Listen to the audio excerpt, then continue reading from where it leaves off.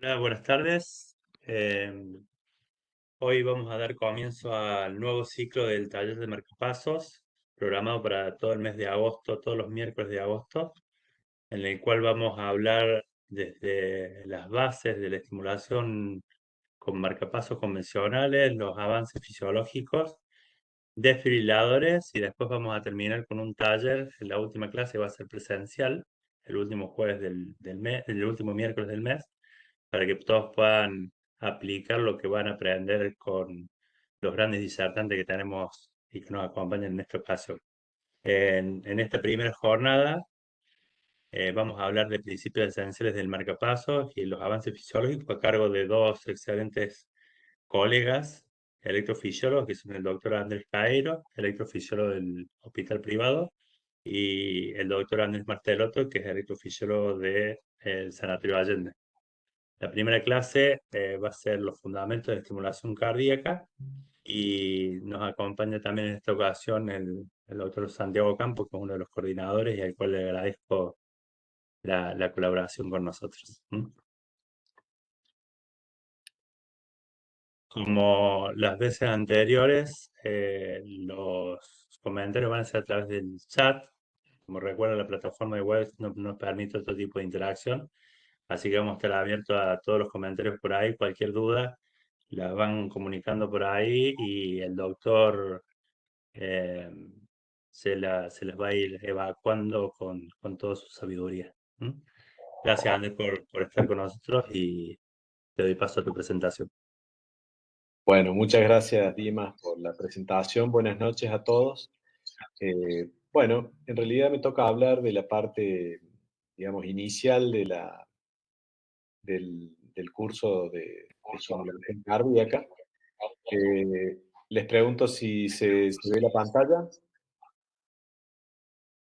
Sí, todo ok. Bueno, perfecto. Entonces vamos a ir comenzando. En realidad la clase está dividida en tres partes principalmente. O cuatro en realidad, porque vamos a hablar de generalidades de cómo funciona el marcapaso, luego de las fallas, algunas cosas de programación y seguimiento y después un taller. Eh, el marcapaso es un dispositivo para estimulación cardíaca. Es una terapia antibradicardia, es decir, las situaciones en las que nosotros habitualmente como marcapasos son situaciones en las cuales hay un trastorno en la generación del impulso, es decir, problemas con el nódulo sinusal, o trastornos en la conducción del impulso, bloqueos auriculoventriculares. Esas son, a grandes rasgos, las principales indicaciones de marcapasos, aunque existen algunas otras situaciones más excepcionales en las cuales recurrimos también a la estimulación cardíaca. Los marcapasos que más comúnmente vemos son así como les estoy mostrando en la imagen. En la imagen de la izquierda, ustedes ven un dispositivo que es un marcapaso unicameral, es decir, el marcapaso va puesto en la zona interdelto pectoral, su cable ingresa por abordaje de subclavio y luego un electrodo, el mismo electrodo endocavitario, es- se encarga de estimular el ventrículo. Este es un caso de un marcapaso BBI o unicameral. Existen marcapasos de 2 y de 3 cables, ya lo vamos a ir viendo más adelante. El de 2 cables habitualmente tiene un cable que va a la aurícula y otro que va al ventrículo. Ya se ofrece una estimulación más fisiológica, cuando se puede otorgar eso. Cuando uno piensa en estimulación cardíaca, eh, lo importante es lo que el marcapaso envía a las cavidades del corazón como estimulación y lo que el marcapasos detecta, digamos. Eso es un ida y vuelta que tenemos que, digamos, esforzarnos por comprender y, bueno, a veces pasa que hay sistemas de estimulación, esta placa se ve muy mal, pero la quería poner como ejemplo en realidad. Este es un pacientito que empezó con dispositivos epicárdicos, con cables, varios cables, y que luego lo pasaron a dispositivos endocavitarios. Acá hay una imagen que es rarísima, pero esto es un electrodo endocavitario abandonado. Y después tiene otro que parece ser seguramente el marcapasos que está funcionando con electrodo endocavitario. Es decir, a veces nos pasa, sobre todo en los pacientes pediátricos, que uno arranca con un sistema de estimulación epicárdica y luego, cuando el paciente es más grande, puede pasar a la estimulación endocavitaria. El primer marcapaso es del año 58.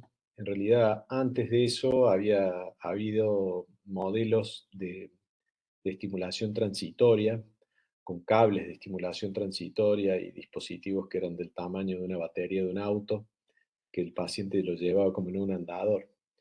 Pero el primer marcapaso implantado fue en 1958 en Suecia. La, Aunque hay alguna disputa sobre la autoría. Em, Muchos marcapasos en los inicios se implantaban en la zona abdominal y los cables se colocaban por cirugía a cielo abierto, suturados al epicardio, como hoy en día utilizamos en los niños. Con los años, los marcapasos se fueron poniendo cada vez más chicos. Este, el que tienen acá al final de 2013 son los marcapasos que se colocan por cateterismo y que se dejan abandonados en el endocardio, que actualmente están disponibles, pero tienen indicaciones muy específicas y no va a ser objeto de mi charla hoy. Eh, Cuando ustedes hablan de estimulación cardíaca, hay tres parámetros que tienen que dominar, digamos. El primero se refiere a lo que es el umbral de estimulación. Eh, el umbral de estimulación eh, es la energía que requerimos para despolarizar la cavidad en la que esté puesto el cable. Es decir, en el caso de ventrículo tenemos que ver el QRS, en el caso de aurícula tenemos que ver la onda P. Puede pasar que el umbral esté elevado por algún motivo. En la mayoría de las veces el umbral se eleva por razones que no alcanzamos a entender bien, salvo en el caso que el umbral arranque inmediatamente en el implante como elevado, que en ese caso se supone que es por un contacto inapropiado del cable con el endocardio. Eh, ¿Qué es lo que vemos cuando medimos el umbral de estimulación? Nosotros lo que hacemos es una disminución progresiva del voltaje estimulado hasta que vemos que la espiga no captura. ¿A qué llamamos captura?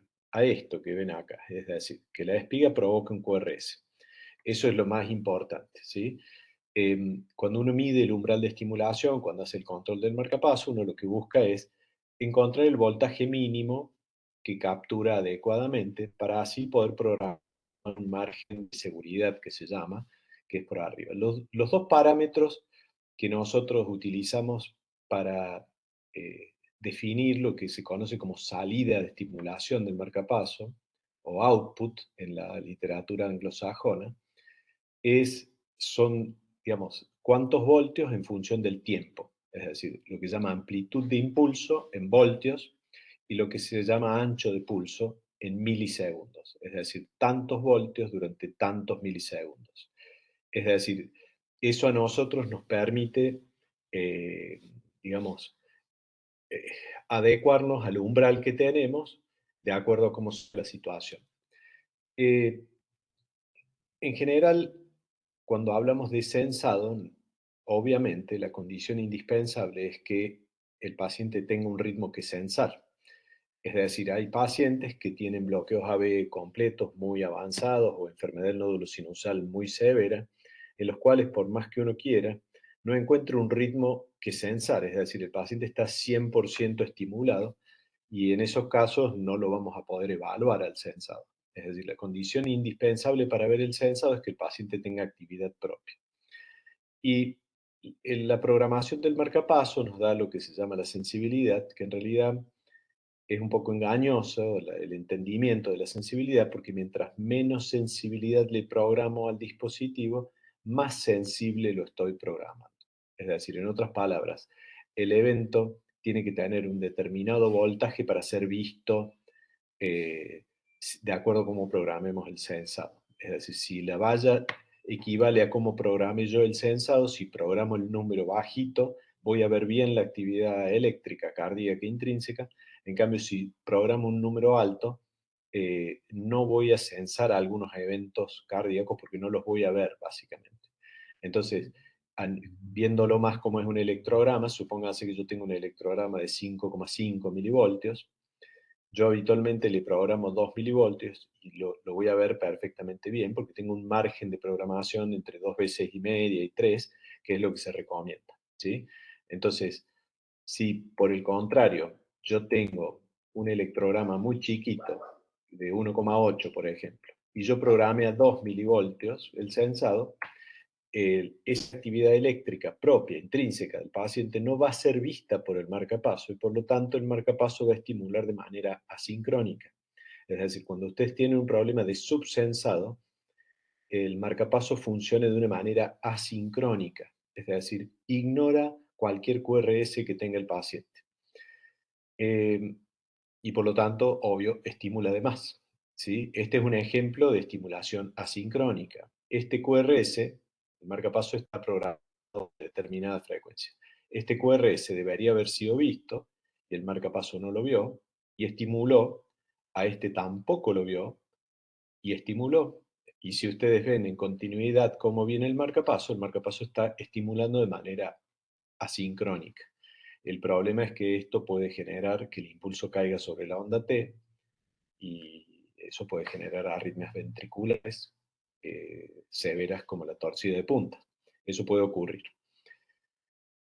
Lo opuesto es el sobresensado, es decir, cuando el marcapaso detecta la actividad intrínseca de manera muy importante y detecta otras cosas. En este caso es como un sensado extra de la onda T.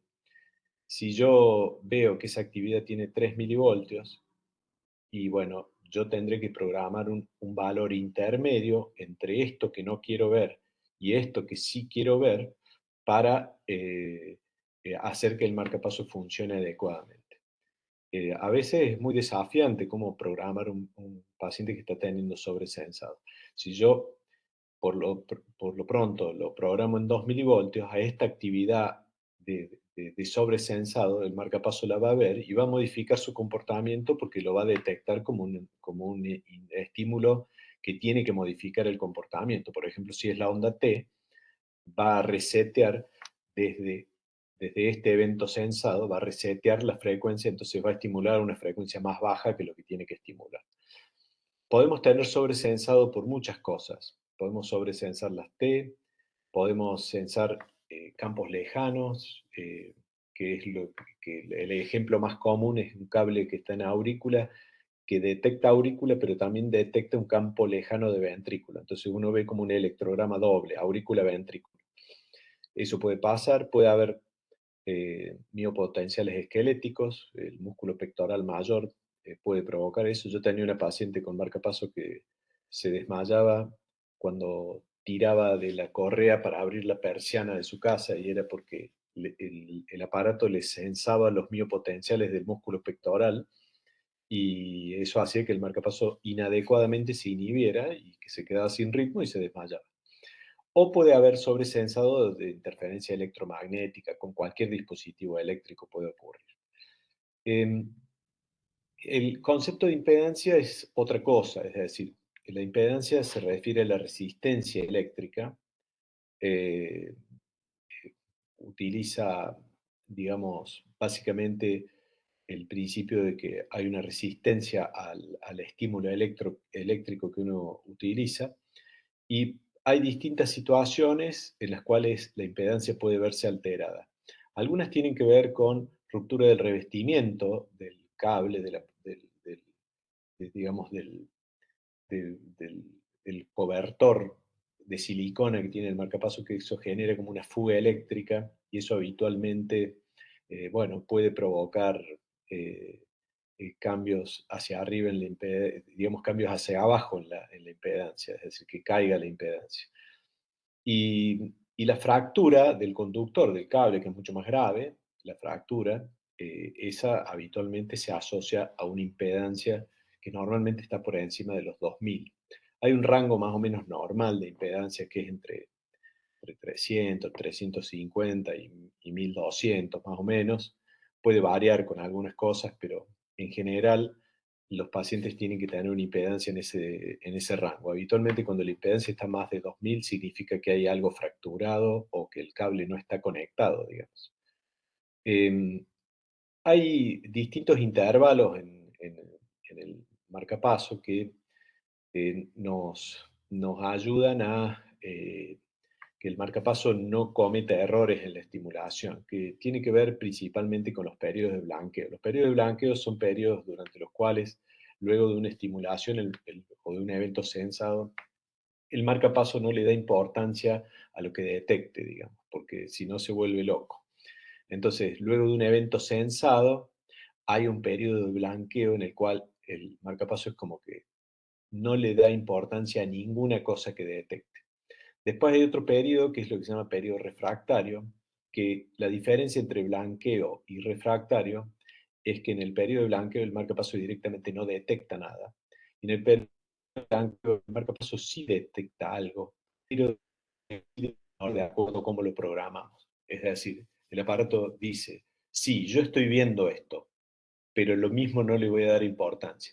Es decir, los periodos refractarios son intervalos que uno programa del marcapaso para evitar que el sensado de algunas cosas como la onda T o algún potencial de campo lejano nos interfiera en el funcionamiento normal del marcapasos. ¿Sí? Eso es un poco lo que uno busca. Entonces, habitualmente con la programación que ya traen de fábrica de los periodos refractarios, suelen andar muy bien los marcapasos y en algunos casos los tenemos que modificar. Entonces, con respecto a los periodos de blanqueo y periodos refractarios, hay un periodo de blanqueo auricular que siempre es muy cortito después de la estimulación y el resto es periodo refractario auricular, ¿sí? Durante el cual, en general, ningún evento auricular sensado va a ser observado, ¿sí? Después hay una cuestión que tiene que ver con la estimulación ventricular y el periodo refractario ventricular. Es decir, luego de la estimulación, todos los marcapasos vienen programados para tener un intervalo durante el cual van a ignorar cualquier actividad ventricular detectada. Pero como un marcapaso bicameral también tiene un cable en la aurícula, hay, eh, digamos, periodos durante el cual la actividad auricular va a estar ignorada, como el periodo de blanqueo postventricular, después de la estimulación ventricular. Y lo mismo, un periodo refractario auricular después de la estimulación ventricular. Esto tiene gran importancia, el PVARP, yo le diría de los más importante, porque este es el que evita que si la estimulación ventricular genera una P retrógrada, la P retrógrada sea detectada y por lo tanto modifique el comportamiento del marcapaso, como ya les voy a mostrar más adelante. ¿Sí? El valor más importante que ustedes tienen que recordar es el PVARP, Post-Ventricular Atrial Refractory Period, es decir, el periodo refractario auricular luego de la estimulación ventricular. Eh, Esto es un poco más de lo mismo. Eh, Básicamente hay una situación en particular que les quiero mostrar acá. Este es un marcapaso bicameral que está estimulando en aurícula, genera una onda P, estimula en ventrículo, genera un QRS. Y acá es un esquema que nos ofrecen muchas veces los fabricantes de marcapasos, que está muy bueno. Pero si el impulso cae dentro del periodo refractario ventricular, es decir, dentro del PVARP, el aparato lo va a sensar, pero no le va a dar bola. Entonces, eso no va a generar una disfunción del marcapaso. De más está decirle que cuando uno estimula ventrículo puede tener una P retrógrada. Eso ocurre particularmente cuando la aurícula no captura, porque si la aurícula captura, la estimulación ventricular generalmente no produce una P retrógrada porque la aurícula misma, el tejido auricular está refractario. Entonces, cuando perdés captura en aurícula, el marcapaso estimula ventrículo, podés tener una P retrógrada. Si la P retrógrada cae dentro del PVARP, está todo perfecto, no va a modificar el funcionamiento.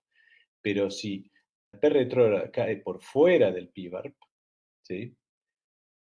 Esa P va a ser sensada y va a generar un marcapaso ventricular y se va a provocar una taquicardia que se llama taquicardia mediada por marcapaso, que es una taquicardia de QRS ancho, estimulada, provocada por las P retrógradas que son sensadas y se genera como una reentrada, literalmente, en la cual el impulso vuelve por el sistema de conducción normal y baja con el tracking del marcapaso, es decir, detecta aurícula, estimula ventrículo.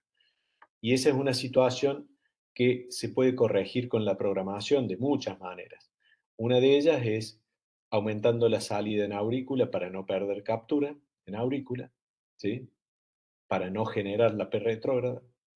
La otra es acortar la demora auriculoventricular para que si llega a perder captura la aurícula, eh, no haya posibilidades de que se genere, porque si vos programas la demora a V muy larga, incluso capturando la aurícula te puede pasar que generes una P retrógrada cuando estimulas ventrículo. Y bueno, básicamente lo que principalmente hacemos es modificar el PVARP. El PVARP lo extendes un poco para que la aurícula retrógrada entre refractario y el marcapaso la va a ignorar. Entonces, a veces es difícil programarlo, pero en general lo podemos lograr. A esto mismo que vimos recién lo puede provocar una extrasístole ventricular. Acá tengo un ejemplo que es mío. Esto es un trazado de un paciente que yo vi que al frente mío me hacía taquicardia mediada por marcapaso. Fíjense, acá el paciente estaba con conducción AV propia, con un bloqueo de rama derecha, tenía aurícula sensada y ventrículo sensado, fíjense, aurícula y ventrículo sensado, tenía un remanente de conducción propia y las extrasístoles ventriculares le provocaban P retrógrada y la P retrógrada hacía que se generara una taquicardia mediada por marcapaso. El marcapaso empezaba a estimular porque hacía tracking de la P retrógrada. Tracking le llamamos al seguimiento. Cada vez que el aparato detecta una aurícula, estimula en ventrículo. Y a eso le ocurría recurrentemente y bueno, lo resolvimos prolongándole el PVAP. Eh, bueno, el subsensado auricular puede provocar, ustedes fíjense acá esta P parece estar sensada por este QR, digamos, por esta espiga, o sea, parece haber tracking, pero acá ustedes ven que la P se acerca más, quiere decir que el aparato no la está viendo, y acá se acerca más, e incluso tira una espiga que no captura en aurícula, y cuando estimula ventrículo, genera una P retrógrada que es muy tardía, que se ve acá, y que genera una taquicardia mediada por marcapasos, así como se ve en el electro una taquicardia mediada por marcapasos. Em, bueno, un poco más de lo mismo, y vamos a otras cosas. Cuando nosotros hablamos de los códigos de marcapasos, en realidad la nomenclatura de los marcapasos se refiere a, digamos, es un intento por eh, digamos, sistematizar la denominación de los marcapasos. Entonces, los códigos de marcapasos habitualmente, lo más importante son las tres primeras letras. Cuando la primera letra del código de marcapasos se refiere a la cámara estimulada, ventrículo, aurícula o ambas, ¿sí? Después hay otras que si vos lo apagás al marcapaso, los programas en o, bueno, eso significa que no funciona. Y después hay algunos países en los que no se aclara cuando tenés un marcapaso unicameral, si tenés un BBI le llaman SSI para no establecer si es en aurícula o en ventrículo, es una manera, pero no hay que darle mucha bolilla a eso.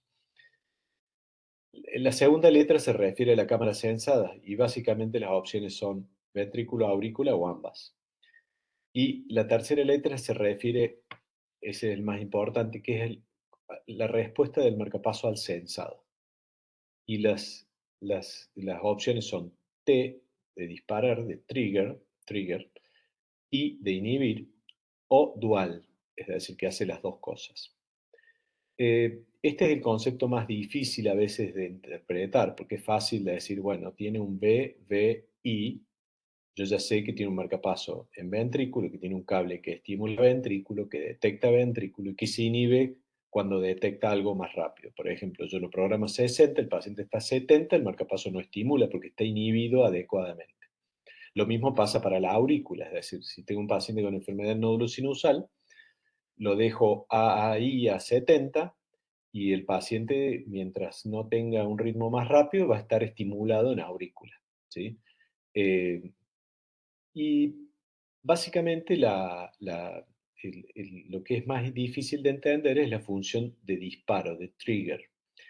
Y ahí se refiere a el comportamiento del marcapaso ante un estímulo sensado. Y eso habitualmente lo vemos más en los dispositivos bicamerales. Lo más común es eh, cómo la actividad auricular dispara una espiga de estimulación ventricular. Es una respuesta al sensado. Es decir, el marcapaso detecta una onda P y estimula para generar un QRS, ¿sí? Eso es la función de trigger, ¿sí? Y al mismo tiempo puede pasar que el marcapaso se inhiba si tiene un ritmo más rápido. Entonces, el marcapaso DDD se va a inhibir por un impulso más rápido por la conducción propia. La quinta letra que estaba acá, pero ahora no se usa verdaderamente, se usaba para los cardiodefibriladores, pero la verdad que nunca tuvo éxito. Entonces, básicamente, y de la cuarta letra, la única que se utiliza es la frecuencia cambiante. ¿Qué significa eso? Si yo tengo un marcapaso BBI, el marcapaso va a estar fijo a la frecuencia que yo lo programe, 70. Si yo lo programo BBIR, yo le voy a dar un rango de frecuencias, 70 a 130, por ejemplo, y el marcapaso se va a acelerar con la detección del movimiento. Es decir, existen tecnologías de los marcapasos que permiten que el marcapaso cuando detecta el movimiento se acelere. Hay distintos algoritmos para eso. Y bueno, básicamente es una de las maneras en las que esto funciona. Eh, bueno, básicamente la elección del modo de marcapaseo, si vos tenés enfermedad del nódulo sinusal, si es un problema persistente, si tenés incompetencia cronotrópica o no, vos podés elegir un marcapaso de DDR o, como segunda opción, un unicameral con un cable solo en la aurícula. Los que son los reyes de la estimulación unicameral en aurícula son los daneses. El sistema de salud danés siempre busca las opciones que funcionen más baratas. Tienen mucho estudio de costos ellos. Entonces, hubo un estudio muy grande en la década del 90, hace mucho tiempo, en el cual se vio que comparativamente poner marcapasos auriculares solos versus bicamerales, los pacientes que ponían auricular solos en seguimientos de 6 7 años eran una proporción muy baja, menor al 3%, los que necesitaban luego estimulación bicameral, es decir, en otras palabras, los pacientes que tenían enfermedad del nódulo sinusal que hacían eh, bloqueo AB, digamos. Pero en estos días, yo diría que a esta altura es mucho más común que pongamos marcapasos bicamerales de todos los casos de enfermedad del nódulo sinusal y que luego los programemos ahí, digamos. Eso, digamos, evita las cirugías adicionales en los pacientes.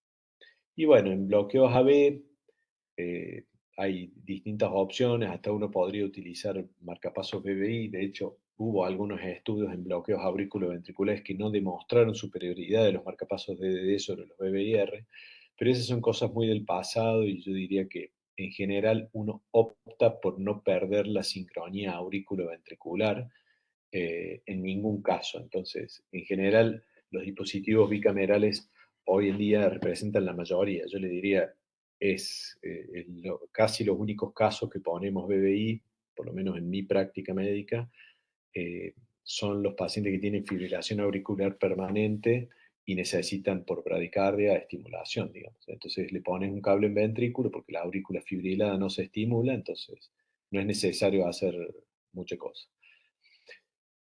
Metas fundamentales de la programación. Primero, que el paciente esté seguro. Y segundo, que la batería dure lo máximo posible.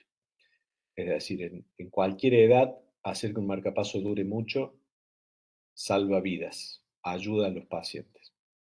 Eh, Vamos a los ejemplos extremos.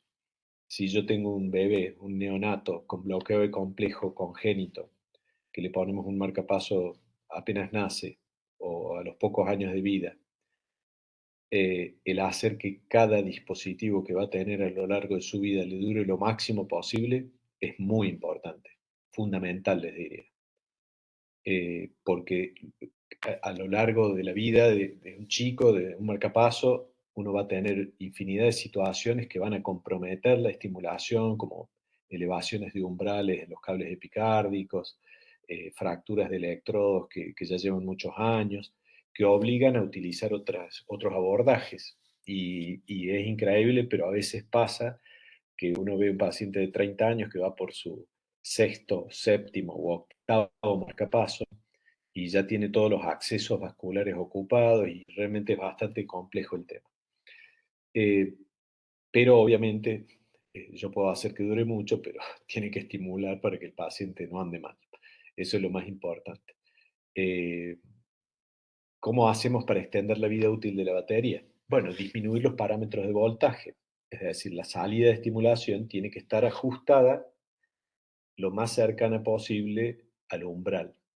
Si yo tengo un umbral de 1, puedo estimular con un voltaje de 2,5. Es decir, habitualmente entre 2 veces y media y 3, el valor de umbral medido es lo que nosotros programamos. Eso se llama margen de seguridad, ¿sí? Y obviamente el margen de seguridad solo lo sé si en las visitas de marcapaso yo le mido el umbral al paciente, el umbral de estimulación.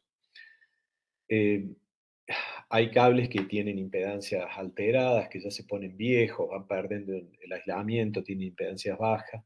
Esos habitualmente necesitan estimularse con mayor voltaje, mayor amplitud de impulso, mayor ancho de pulso. Y también obviamente ocurre que hay algunos pacientes que tienen algún ritmo propio y bueno, lo que yo haga que el marcapaso no estimule innecesariamente va a ayudar a que el marcapaso dure más tiempo. Y bueno, hay otras cosas que te hacen gastar más la batería. Si vos le pones el modo R activado innecesariamente, va a gastar más batería, por supuesto. Eso también tiene que ver. Los programadores de marcapasos son diferentes de acuerdo a la marca. Está Abbott, St. Jude, Medtronic, Biotronic. Hay distintas marcas, digamos. Cuando uno interroga un marcapaso, esto es un demo de St. Jude, de una de las marcas más comunes de marcapasos, y cuando uno interroga, uno tiene un, digamos, un resumen de cómo está programado el marcapaso, los rangos de frecuencia, DDR, la demora B, cuánto voltaje estoy utilizando en cada una de las cavidades, el estado de la batería, si ocurrieron alertas, que eso puede ser que haya detectado, en este caso dice entrada en cambio automático de modo, eso significa que el paciente quizás tuvo alguna arritmia auricular. Acá da una idea, digamos, estadística de cuánto estamos estimulando cada cavidad, cuánto lo estamos detectando, eso nos da una idea de si el paciente tiene un ritmo competente o no. Y después tenemos las cosas que nosotros medimos en la visita. Es umbral de estimulación, ya sea en aurícula o en ventrículo, la detección de aurícula y de ventrículo cuando hay algo que detectar, y la impedancia. Y eso uno también lo puede ver abriendo otras ventanas del marcapaso, puede ver las lecturas de impedancia a lo largo del tiempo para ver si hay modificaciones en eso. Cuando uno se mete, por ejemplo, acá en las alertas, uno puede ver que se registraron episodios de TB, de frecuencia ventricular alta, o de fibrilación auricular, bueno, lo que sea, ¿sí? Entonces, acá detectó que hay un ritmo ventricular rápido, por ejemplo, que parece una TB. Acá un ritmo auricular rápido, que parece un flutter auricular o un FA. Entonces, uno puede obtener información del marcapaso. Eh, Uno puede elegir la forma en la que lo programa, puede elegir el modo de estimulación que sea más necesario y básicamente eso es todo lo que uno puede hacer. Em, y bueno, medir la prueba de umbral. Hay una leyenda que se llama ERI, indicación de reemplazo electivo en inglés, que es básicamente haciendo analogía con un tanque de nafta, es como cuando se te prende la luz de la reserva, digamos. Habitualmente, por convención, los pacientes, los marcapasos tienen que avisar cuando todavía queden de 3 a 6 meses de funcionamiento adecuado del marcapaso. Entonces, en general, cuando se nos prende esta leyenda, no es una urgencia, pero sí el momento de iniciar trámites para conseguir un nuevo marcapaso y cambiarlo cuando se pueda.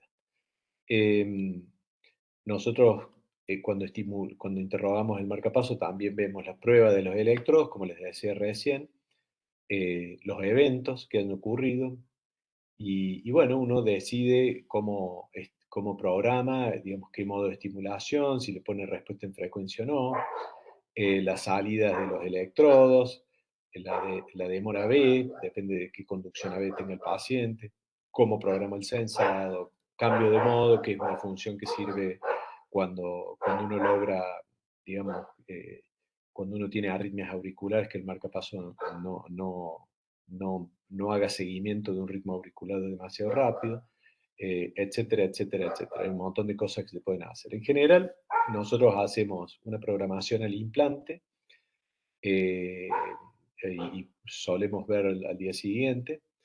Eh, Después se hace una visita que normalmente es al mes post-implante y después se hacen cada 6 o cada 12 meses, depende cómo estén los parámetros. Esto venía preparado para hacer una interacción, pero bueno, no se puede contestar, entonces yo acá les voy a mostrar lo que vamos a ir viendo. Este es un electrocardiograma en el cual observamos un ritmo ventricular estimulado, ¿sí? Habitualmente cuando estimulamos el ápex del ventrículo derecho, el QRS tiene morfología como de un bloqueo de rama izquierda. El QRS suele ser ancho, por supuesto. Y bueno, en este caso hay una programación que nosotros podemos ver espigas que estimulan ventrículo, pero también hay espigas que estimulan aurícula. Hay pequeñas espigas acá que generan una onda P. eh, y bueno, eso habitualmente significa que esto es un marcapaso DDD, ¿sí? Y que está estimulando aurícula y ventrículo, ¿sí? Es un bicameral DDD que estimula, en ese momento está estimulando aurículo y ventrículo. En este caso, fíjense, acá la primera observación que uno hace es que hay una espiga, pero esta espiga estimula las ondas P. Y a partir de ahí el corazón hace todo el trabajito solo. Es decir, estamos estimulando aurícula y la conducción AB es normal, con un PR normal y un QRS hermoso, finito. Entonces este seguramente es un paciente que tiene enfermedad de nódulo sinusal que está estimulando solo aurículas. Por lo tanto, estimulación AAI con conducción auriculoventricular normal.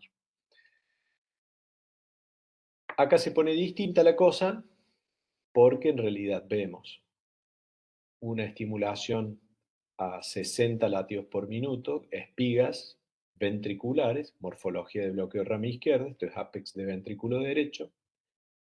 No alcanzamos a distinguir una actividad auricular previa a cada QRS, por lo tanto no es un marcapaso bicameral, es un marcapaso BBI, y acá se ve una línea de base que seguramente es una fibrilación auricular. Es un paciente que tiene fibrilación auricular y el marcapaso es BBI, ¿sí? Entonces, es un paciente con fibrilación auricular y un marcapaso estimulando solo ventrículo, ¿sí? Acá, por ejemplo, ustedes ven algo parecido a lo que vimos recién. Se ve una línea de base de una fibrilación auricular gruesa.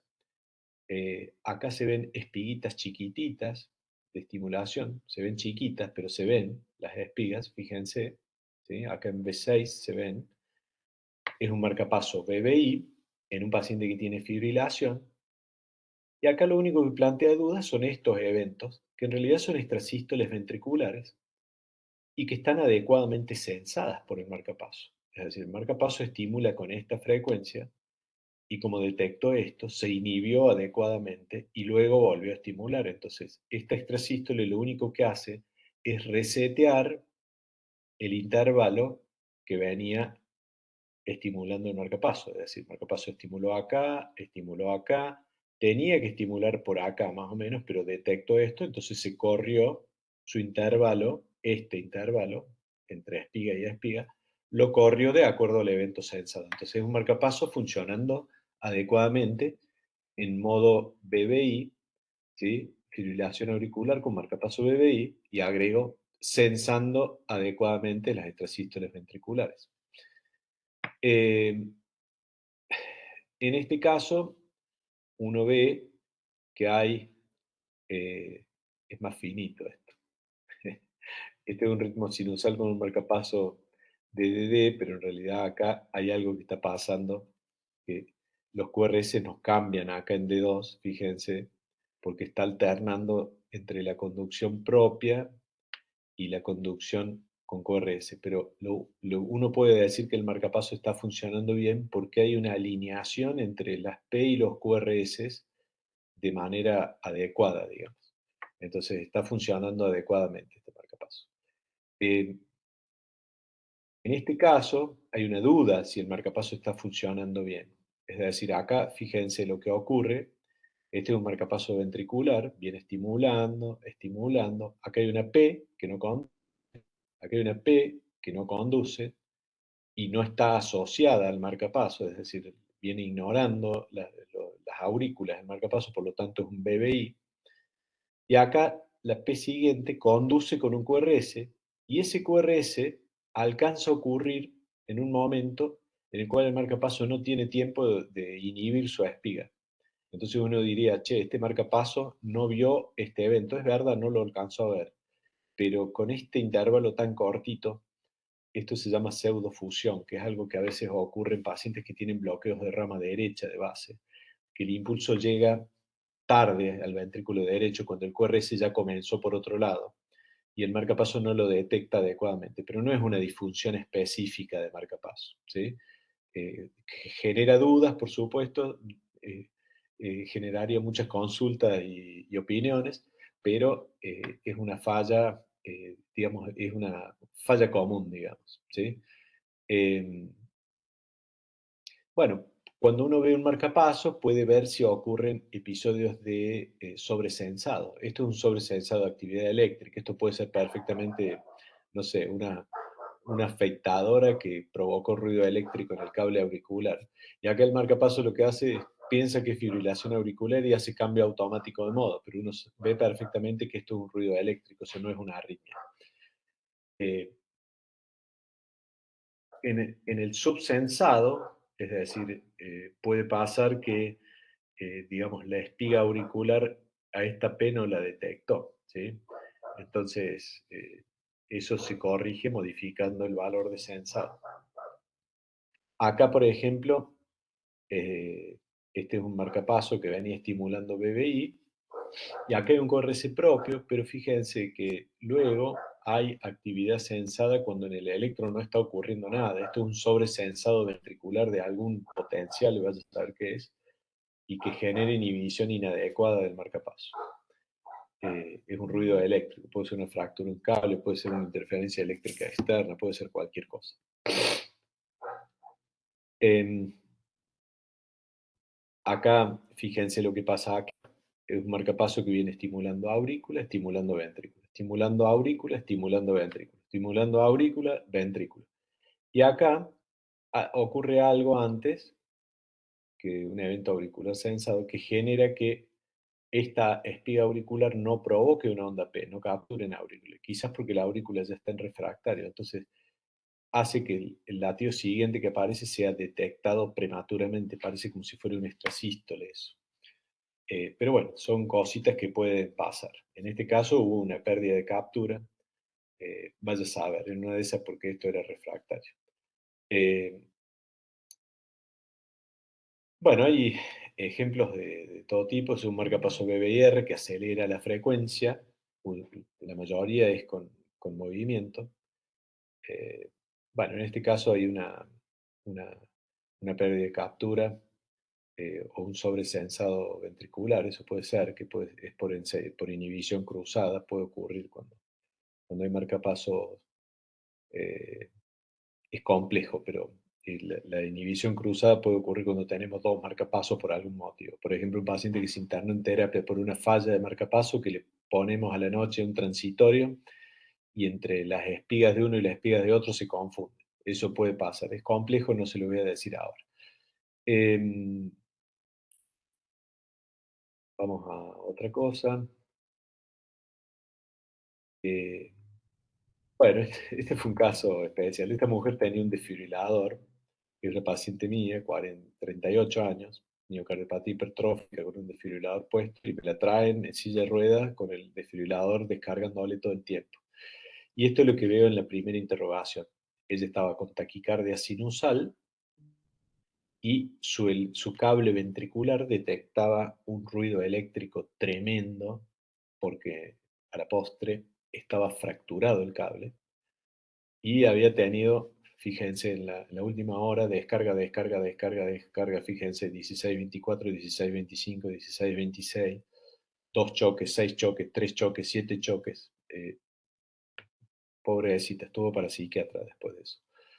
Em, y fue por una falla eléctrica del cable que se le fracturó. Fíjense que acá está claramente en ritmo sinusal y su cable ventricular está sobredetectando cualquier cosa porque tiene una fractura que provoca ruido eléctrico. Y bueno, se me borró la diapositiva en que le mostraba el cambio de la impedancia, pero bueno, ese era un ejemplito de color. Muchas gracias y estoy para preguntas, para lo que ustedes deseen. Eh, Perfecto. Muy Muchas claro. gracias, Andrés.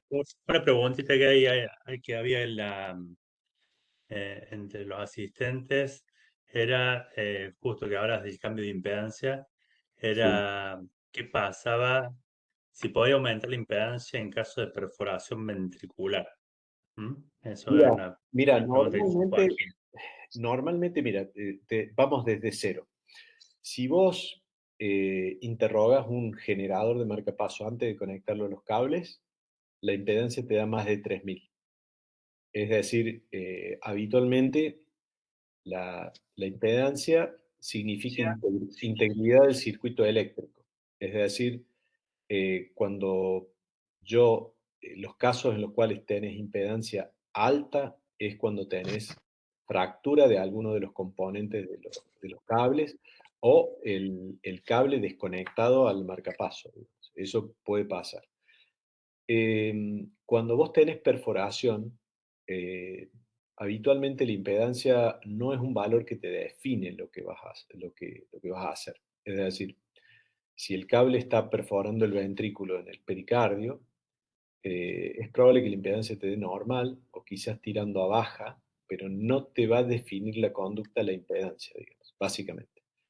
Es decir, en mi experiencia, digamos, la impedancia te sirve solo cuando está muy, muy fuera del rango, cuando está elevada, para sospechar fractura, como en el caso ese último que le mostré, el desfibrilador, que la chica realmente tenía fracturado el cable. Y en realidad para lo otro que sirve habitualmente es para demostrarte que un cable ya está muy viejo. Habitualmente los cables epicárdicos, esos, empiezan a tener impedancia baja, baja, 180, 200 de impedancia, y eso normalmente se asocia a un umbral de estimulación más elevado y en mi experiencia a una estimulación menos confiable, digamos. Entonces, en general, cuando uno tiene, especialmente un paciente que desde chiquito tiene un cable epicárdico puesto y el cable ya tiene impedancias muy bajas y umbrales un poco altos, ahí en general hay que utilizar otra vía de estimulación, colocar otro cable. Pero en general, lo que yo utilizo, digamos, es al valor de impedancia que le doy importancia es aquel que está muy elevado, porque eso es lo único que te hace sospechar fractura. Ahí sí la impedancia te define una conducta. En el caso de una perforación cardíaca, cuando el cable se va al pericardio, habitualmente la impedancia suele estar más bien baja, pero no es la impedancia lo que define la conducta. La conducta con el cable te la va a definir la edad del paciente, si el cable estimula o no estimula. Yo he tenido cables que se me pasaron al pericardio en gente muy mayor, con muchas comorbilidades, en los cuales uno decide no sacarlo al cable.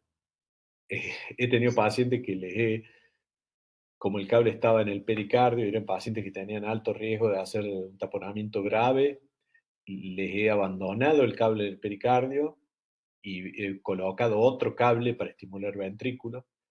Y he tenido algunos que les he decidido sacarle el cable y se te taponan cuando le saca el cable, que eso es lo más molesto. Es decir, cuando uno destapa el agujerito, se te va todo se te drena todo el líquido al pericardio, eh, que bueno, que eso es una embole. Y bueno, en general digamos, creo que ponemos más cable en el pericardio de lo que verdaderamente diagnosticamos. Me da la impresión a mí. Porque el ventrículo derecho tiene partes muy delgadas y muchas veces lo perforamos. Pero de todas maneras funciona bastante bien eso. Pero, repito, volviendo a la pregunta, la impedancia no suele definir lo que uno hace con un cable que está perforado. Perfecto. Después hay un par de conceptos para aclarar. Lo que pregunta Kevin es, ¿cuál es la importancia de programar la respuesta en frecuencia en un marcapaso DDD si en teoría ya está programado el intervalo B que va a seguir a la aurícula? Bueno, eso depende de lo que hagan las aurículas. Es decir, si vos tenés un paciente que tiene nódulo sinusal intacto, perfecto, que se acelera con el ejercicio, prográmalo DDD o BDD. Es decir, podías programar que estimule solo ventrículo y que la aurícula no la estimule. En cambio, si el paciente tiene bloqueo B y enfermedad del nódulo sinusal asociado, le estás dando amiodarona beta bloqueante, digoxina y verapamilo juntos, y el nódulo sinusal no acelera con nada, podés programarlo de DDR. Y así el marcapaso en reposo va a estar en 70, pero cuando el paciente camine va a estar en 85, 90, 95, va a acompañar el ejercicio. Eso depende de lo que veas cuando programes el marcapaso. Vos podés ver cómo son los rangos de frecuencia y ver si el paciente está planchado todo el tiempo en 70 latidos por minuto y la frecuencia nunca se le acelera porque el nódulo sinusal es incompetente. Vos podés programar el DDR para que tenga un rango de variación de la frecuencia más alto. Bien. Después damos un par de lugar a dos preguntas más que ya no está esperando el doctor Martelotto, pero hay preguntas interesantes. En el último caso Adelante. clínico, si se pone un imán, se puede cortar la taquicardia. El último caso me impresiona que fue el de la fractura. Claro, el último caso en realidad sí. Si vos le pones un imán a esa paciente en la guardia, el desfibrilador deja de administrar la terapia. Sí, va a seguir detectando el FB, pero va a quedar inhibida con el imán. A mí me la trajeron en silla de ruedas, yo estaba en el consultorio, me la trajeron, le pegó 2 patadas antes que yo le pudiera interrogar el aparato. eh, ya me quería matar ella porque yo le había puesto el desfibrilador, entonces soy culpable. Y bueno, sí, sí, si no tenés el programador, poner un imán, en teoría inhibe la terapia del desfibrilador. Y si no, la vas a tener que Bien, sedar y dejarla quietita. Y acostarla, probar posiciones en las cuales el desfibrilador, el cable, no haga ese mal contacto eléctrico. Ponerlo de costado al paciente, dejarlo en una posición quieta, que no se mueva, para que el cable no haga el ruido eléctrico ese que generaba el mal diagnóstico de fibrilación ventricular. muy bien. Y otra pregunta más, si con el electrocardiograma solo podemos determinar el agotamiento del flujo intraarterial. Bueno, es buena la pregunta, porque en realidad cada dispositivo, y eso es algo en otras épocas, los que somos jovencitos, no pensé que iba a llegar a decir esto nunca, pero bueno, hace muchos años, cuando yo empecé, eh, vos había un manualcito que debe existir ahora online seguramente, un manualcito que te decía qué hacía cada marcapaso cuando la batería estaba bien, cuando la batería estaba mal, como respuesta al imán. Entonces, vos tenías, qué sé yo, los Medtronic, cuando vos le ponías un imán, se ponían a 100. Eh, Cuando estaba la batería baja, no se ponían a 100, se ponían a 85. Entonces, con el imán uno puede decir, la batería está para conocer cuál es el comportamiento. Seguramente en algún lugar de la web debe estar. Lo que pasa es que, digamos, yo verdaderamente no lo chequeo eso porque yo no veo los marcapasos con imán, lo veo directamente con los programadores. Pero con un imán, en general, la mayoría de las marcas tenían frecuencias terminadas en 0, o 90, o 100. Y habitualmente cuando estaban en ERI tenían o 85 o 75, suponete. Y lo otro que puede pasar, y eso depende también de cada marca, es que sí, que te baje la frecuencia de estimulación. El marcapaso que estaba programado en 70, si es un Biotronic, se te va a bajar a 66, si la batería le baja más, te va a bajar a 62. Entonces, si vos has hecho el seguimiento electrocardiográfico y tenés un electro previo que estaba a 70 y de golpe te viene con el electro a 62, y probablemente esté en ERI y está ya una función automática, es bajar la frecuencia de estimulación para ahorrar batería. Y lo otro que hacen, sobre todo los Medtronic, el DDD se te pasa a BBI. Entonces el paciente te viene a ver porque le falta el aire, se cansa, no está igual que siempre, tiene menos tolerancia al esfuerzo, y vos le haces el electro y no estás viendo DDD como funcionaba antes, sino que lo ves BBI. Y bueno, ahí eso significa que el aparato está en ERI, está en indicación de reemplazo electivo, y ahí hay que cambiarlo, seguramente. Muchas gracias, Andrés. Al doctor Velázquez tiene una pregunta de desfibrilador que se la voy a deber para que se conecte a la próxima clase, que es de taquicardia ventricular lenta por una cuestión de tiempo, pero vamos a darle la respuesta seguramente en la próxima clase. Vos la podés Y contestar lo si vos dejo querés. en este momento al doctor Ocampo para que lo presente al próximo disertante. Y muchas gracias, Andrés, eh, Bueno, por todo tu saber y por cómo lo transmitís. un saludo grande para todos. Muchas gracias. Muchas gracias. Perfecto. Bueno, muchas gracias, Andrés. Ahora vamos a dar paso a la siguiente disertación. Va a estar a cargo del doctor Andrés Martelotto y se denomina estimulación fisiológica del haz de His a la rama izquierda. Adelante, Andrés. Bueno, muchas gracias, buenas noches. Muchas gracias y buenas noches. No sé si estoy silenciado, ¿se me escucha bien? Se te Perfecto. escucha Escuchamos bien. Ahí vamos. Vamos a ver si compartimos pantalla. Ahí estamos. ¿Se ve bien la pantalla ahí? Perfecto.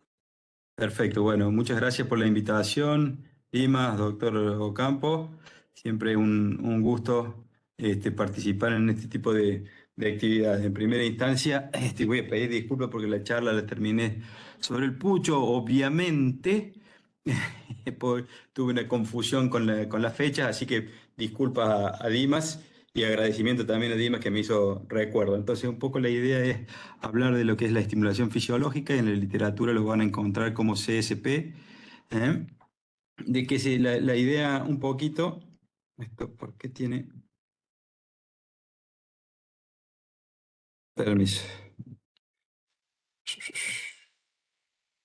Ahí está, no sé por qué tiene con cosas. Entonces, un poco hablar de la estimulación fisiológica, explicarles de qué se trata, qué es esta CSP, y que es básicamente una forma particular de estimulación del corazón, que no es una forma nueva, créanme que esto tiene muchos años de evolución, pero sí ha tenido un crecimiento exponencial en los últimos años, particularmente a partir de los años 2000. Y esto es así porque han aparecido nuevos materiales dedicados para realizar este tipo de estimulación particular. Además, esto ha sido empujado o fogoneado por el reconocimiento de patologías asociadas a la estimulación cardíaca, y también porque ha emergido como una opción terapéutica para aquellos pacientes que le hemos implantado un resincronizador y que o hemos fallado a la hora de implantar el resincronizador o hemos tenido problemas con el resincronizador cardíaco. Particularmente, recuerden, esto va a estar asociado al escenario de los pacientes con insuficiencia cardíaca. Entonces, raudamente vamos a ver cuáles son los problemas asociados a la estimulación cardíaca que nos permiten el desarrollo de la estimulación fisiológica. Cuando empezamos a estimular el corazón, allá por los años 50, únicamente se ponían los marcapasos unicamerales, como ustedes pueden ver ahí, no sé si se ve la flechita. ¿Por qué? Porque la indicación era muy escasa y básicamente estaba asociado a la presencia de bloqueo auriculoventriculares completo con crisis de Stokes-Adams, es decir, tenían síncopes asociados al bloqueo auriculoventricular completo. Ese tipo de pacientes tenían una mortalidad alta, que a los 5 años llegaba prácticamente al 70%. Por eso los estimulamos, porque en ese caso le salvábamos la vida al paciente, ¿no es cierto? Y esa muerte estaba asociado a la presencia de arritmias ventriculares, bien digo, ¿no es cierto? Con el paso del tiempo, se fue observando que no todos los pacientes que tenían marcapasos mejoraban, algunos empezaban a tener síntomas como asociados o que hacían sospechar en insuficiencia cardíaca. Les faltaba el aire, sentían latido en la base del cuello, tenían falla cardíaca y en algunos casos desarrollaban falla cardíaca. Inicialmente eso fue denominado síndrome de marcapaso y esencialmente la creencia en ese momento estaba basada en el hecho de que como era una estimulación básica y ventricular, estaba asociado a la pérdida de la sincronía atrioventricular. En parte por esto y en parte porque creció y se expandió la indicación del marcapaso, cuando se vio que era una técnica viable y sin demasiadas complicaciones, surgieron los marcapasos bicamerales, un poco, como les decía, con el incremento de las indicaciones, la aparición de la indicación de la enfermedad del nódulo sinusal para el tratamiento de las bradicardias y también para tratar de solucionar este problema de síndrome de marcapaso como fue dado, y entonces empezamos a poner dos cables. Este lo vamos a pasar rápidamente, pero en los últimos años empezamos a aprender y a determinar cuáles son estas patologías asociadas a la estimulación del marcapaso que no tenían tanto que ver con la sincronía atrioventricular. Y esto fue demostrado, por ejemplo, por el estudio MOST. El estudio MOST fue un estudio, MOST significa Mode Selection Trial, un trial que trataba de seleccionar cuál era el mejor modo de estimular. Fíjense que en este estudio MOST se evaluó pacientes que tenían básicamente enfermedad neurosinusal y que tenían buenas fracciones de eyecciones y comparaban la estimulación bicameral versus la estimulación unicameral. Y vieron que independientemente del modo de estimulación, mientras más estimulación apical tenían este tipo de pacientes, utilizando como valor de corte un 40%, es decir, aquellos pacientes que tenían estimulación ventricular más del 40%, les iba peor, ¿estamos? Independientemente de la fracción de eyección y de tener un QRS normal de base, ¿estamos? ¿Y cómo les iba peor? Porque incrementaban las hospitalizaciones por descompensación por insuficiencia cardíaca y había un incremento en la aparición de fibrilación auricular y por supuesto las complicaciones asociadas a la fibrilación auricular. Por otro lado, el estudio David, que fue un estudio que evaluó la utilización de desfibriladores, cómo estimular con los desfibriladores y comparó desfibriladores DDD versus desfibriladores BBI. Los desfibriladores unicamerales los programaban como BBI a 30 latidos por minuto, es decir, que la única elemento que tenía el desfibrilador eran lo que se llamaban unas cajas de choque, shock box, es decir, era solamente para prevenir la muerte súbita. Y los comparó con la estimulación en forma DDD. Y fíjense que además de este grupo de pacientes ya tenían síntomas o signos de insuficiencia cardíaca y particularmente la fracción de eyección estaba reducida. Y en este estudio, en el estudio de David, uno de los resultados muy importantes fue el hecho de que nuevamente cuando el desfibrilador está programado como DDD, incrementaba la estimulación apical del ventrículo versus no estimular el ventrículo en lo más mínimo en un paciente que tenía fracción de eyección deprimida, y vieron que a los pacientes con estimulación DDD les iba peor aún conservando la sincronía atrioventricular porque estimulaban mucho el ventrículo. Y nuevamente que les vaya peor significó no solamente un incremento de las hospitalizaciones o empeoramiento de la clase funcional, sino un incremento en la mortalidad total y de mortalidad por todas las causas. Es decir, que esto permitió darnos cuenta que existe, o se acuñó el término de lo que se llama la miocardiopatía inducida por la estimulación apical, que en la sigla de inglés es PIC. Lo pueden ver en la literatura como PIC, Pace Induced Cardiomyopathy. ¿Estamos? Esa miocardiopatía por estimulación apical puede ocurrir de nuevo, es decir, en pacientes que tenían una función ventricular normal, como fue demostrado en los pacientes del trial, del MOUSE trial, o en aquellos pacientes que ya tienen de base una miocardiopatía de cualquier origen con disfunción ventricular. Y fíjense que en general la incidencia es bastante importante y hay que estar bien atentos para poder diagnosticarla.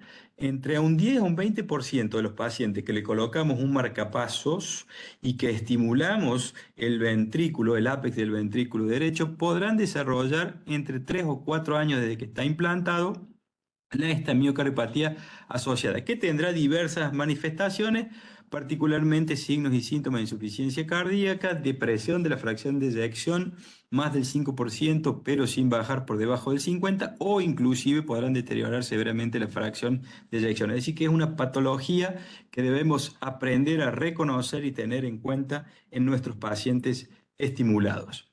Y ahora, simplemente para volver a la otra secuencia o la otra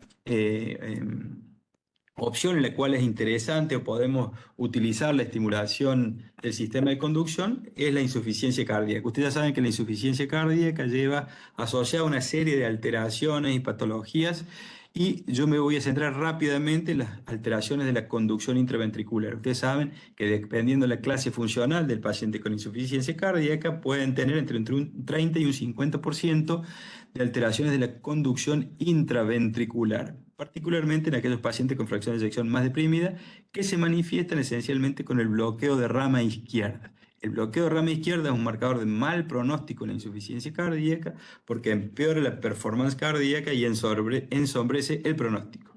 Y esto ocurre porque el bloqueo de rama izquierda en un paciente que ya tiene corazón grande y débil genera una secuencia de alteraciones mecánicas a las cuales le llamamos disincronía.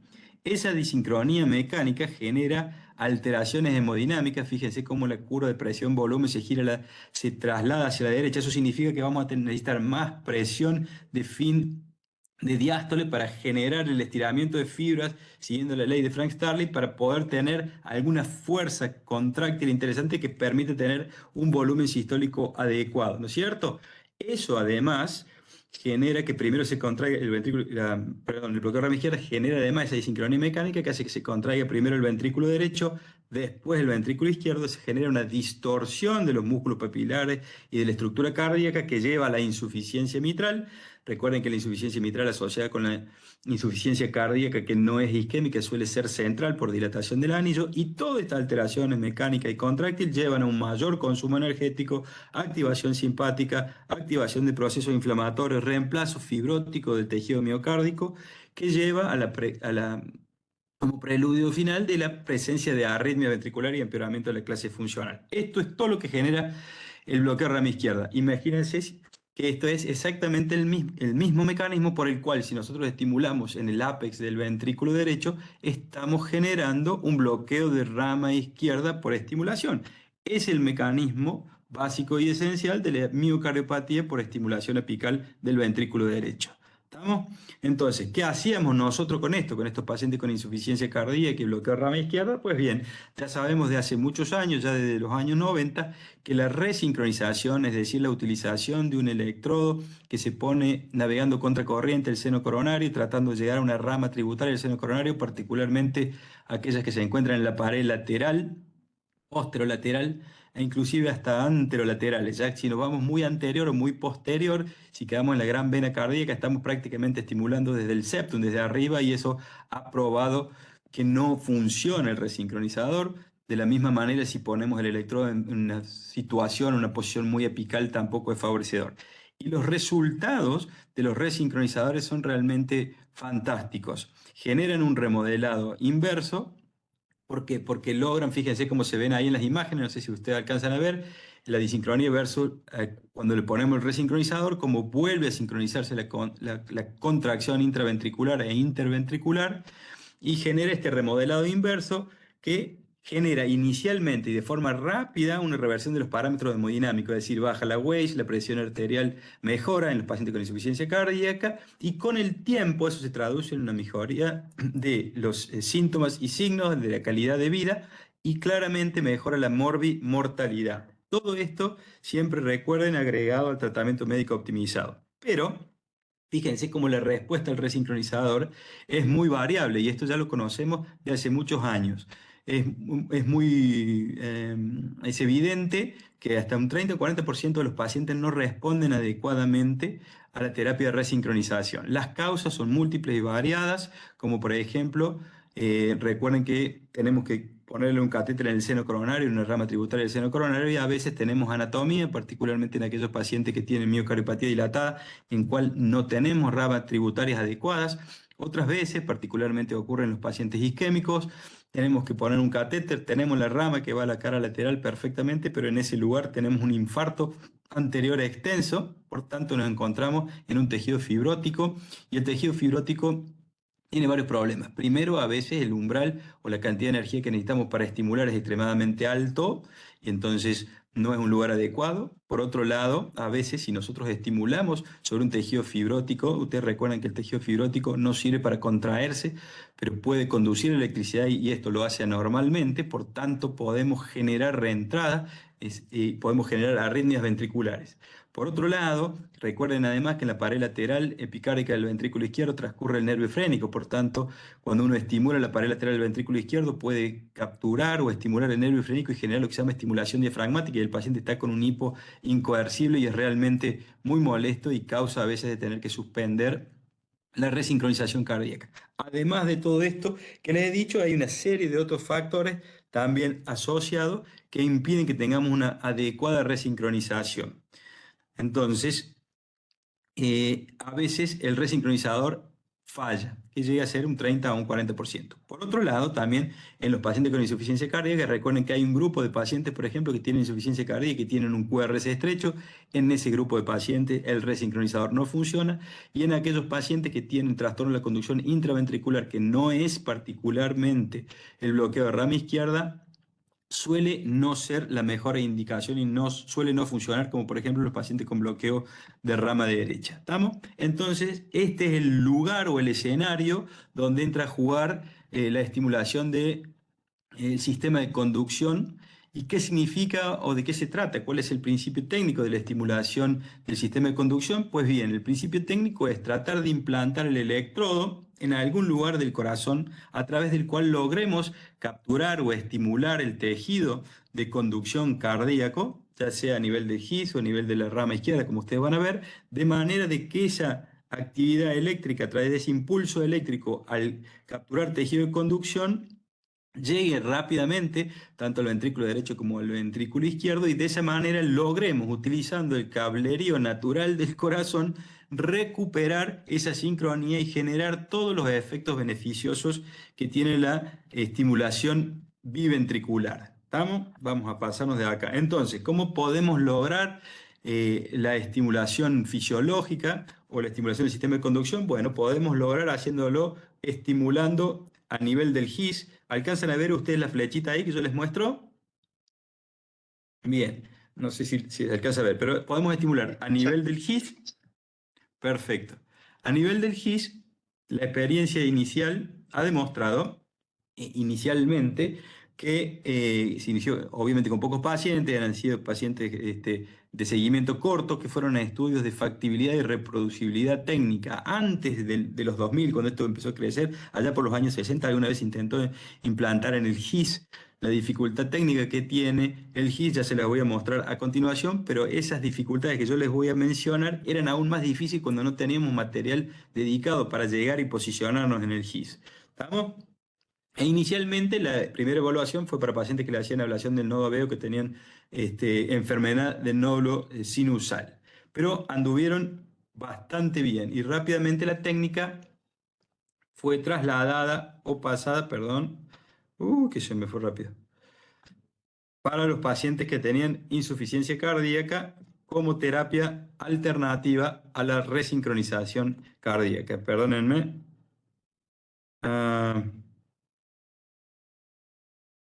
Ahí está. Ahí vamos por la próxima.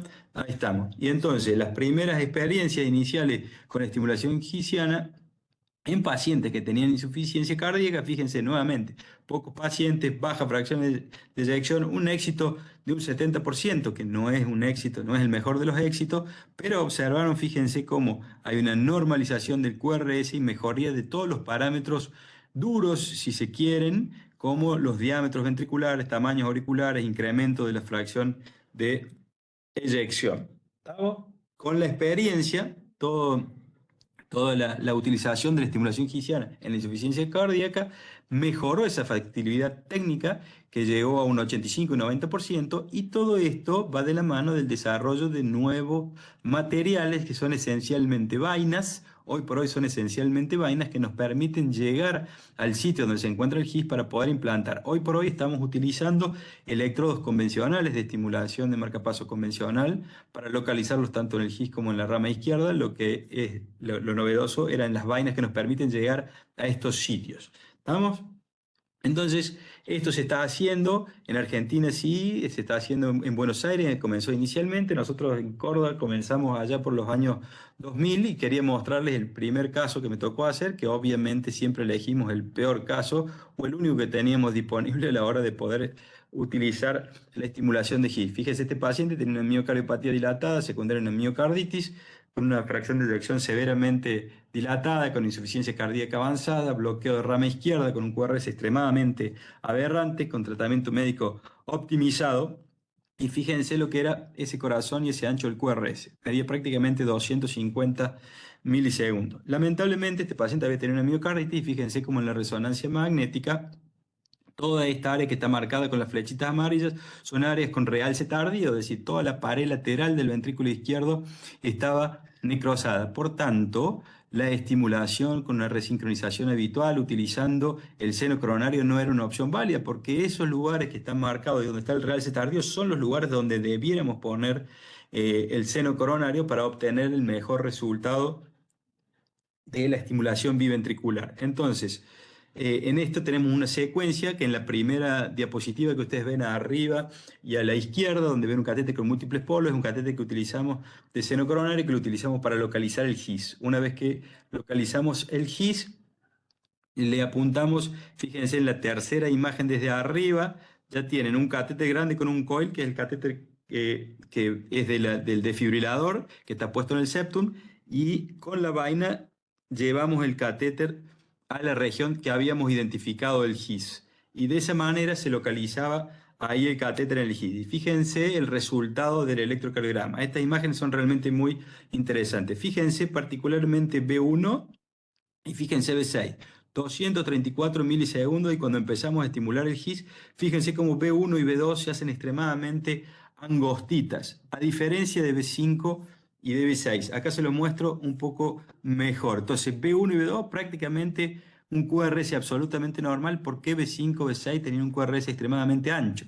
Y esto es porque nosotros fuimos capaces de conseguir estimulación y captura del tejido de conducción. Por tanto, las precordiales derechas se angostaron significativamente, pero las precordiales izquierdas, que están mostrándonos cómo está la actividad eléctrica en el lugar donde está muerto porque hay fibrosis, el bloqueo está después del sistema de conducción, está en el músculo. Por tanto, ese QRS no íbamos a poder lograr angostarlo. Este paciente lo pusimos en el 2020, en la época de la pandemia, anduvo realmente muy bien, no se lo podía trasplantar, estaba prácticamente caquético cardíaco en esas condiciones, anduvo muy bien durante 3 meses, disminuyó la dosis de diurético, empezó a caminar mucho más, lamentablemente se contagió de COVID, hizo una neumonía bilateral y se murió. Pero ese fue mi primer implante del GIS. Mi segundo y último implante de GIS es este paciente, que es un varón de 40 años de edad, que tenía síncopes a repetición, y lo que nos preocupó fue que una vuelta hizo un síncope mientras estaba manejando y terminó adentro de una casa con el auto. ¿Estamos? Estaba hipotenso cuando lo vio el servicio de emergencia en ese momento, pero le habían comentado que el electrocardiograma estaba normal, no había tenido signos que nos hicieran sospechar algún evento neurológico. El electrocardiograma tenía un trazado total y absolutamente normal, todas estas patologías fueron descartadas, una ergometría total y absolutamente normal, un ecocardiograma total y absolutamente normal, laboratorio sin particularidades, y el electrocardiograma, el Holter, perdón, estaba todo normal. Disculpen la velocidad a la que voy. Esto es simplemente para mostrarles la secuencia. Acá está un poco mejor la secuencia de cómo se ponen Nuevamente el catéter con múltiple polos es el catéter de seno coronario que nos muestra la posición del GIS. Ahí tienen una vaina y por dentro de la vaina está el electrodo. Y fíjense cómo tiramos material de contraste en oblicuo izquierda que nos permite ver que estamos posicionados contra el septum. En la segunda imagen se ve cómo estamos empezando a penetrar o fijándonos con el screw del electrodo ya afuera. Y en las últimas imágenes ustedes pueden ver cómo queda el electrodo en esa posición mucho más alta y alejado del ápex. Y fíjense, esta es la posición en la placa de cómo queda. Fíjense la diferencia. Hay que aprender a reconocer las imágenes de esta radiografía porque van a ser cada vez más frecuentes. Y fíjense el electrocardiograma inicial del paciente y fíjense cómo era el electrocardiograma al lado con la estimulación en el GIS.